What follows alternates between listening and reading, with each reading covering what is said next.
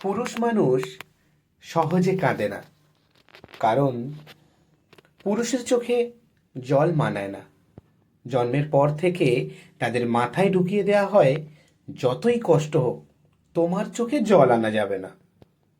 নারীরা হুটহাট কেঁদে উঠতে পারে, নারীরা রাগে কাঁদে, অভিমানী কাঁদে, কষ্টেও কাঁদে, কিন্তু পুরুষ কখনো অভিমান কিংবা রাগে কাঁদে না। নারীর চোখের জলে ছলনা থাকলেও পুরুষের চোখের জলে কোনো ছলনা নেই। তবুও যদি কোনো পুরুষ কাঁদে, তবে বুঝতে হবে সে বড় কষ্টটাই পেয়েছে এবং আসলেই কাঁদছে। পুরুষ কান্নার অভিনয় করতে পারে না। পুরুষের কান্নার দৃশ্য ভয়াবহ।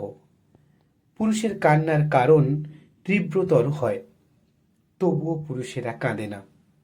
পুরুষ কাঁদে চার দেয়ালের আড়ালে। পুরুষ কাঁদে বারবার ইন্টারভিউ বোর্ডে ব্যর্থ হয়ে সার্টিফিকেটের দিকে তাকিয়ে। পুরুষ কাঁদে সংসারের চাহিদা না মেটাতে পেরে। পুরুষ কাঁদে বাবা মায়ের চাহিদা পূরণ করতে না পেরে। পুরুষেরা কাঁদে প্রেমিকা হারালে। পুরুষ মানুষ নিজের জন্য যতটা না কেঁদেছে, তার চেয়েও বেশি কেঁদেছে অন্য কারোর মন রক্ষার জন্য।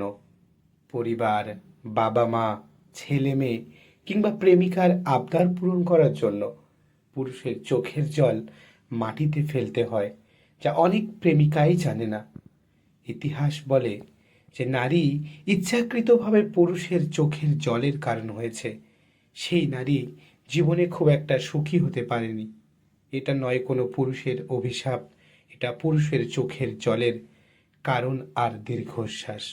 নারীরা বেঁচে থাকে বাবা কিংবা স্বামীর উপর ভরসা করে, আর সেই নারী যদি কোনো পুরুষের কাঁদতে হয়, তাহলে সেটা সেই নারীর জন্যই অমঙ্গল।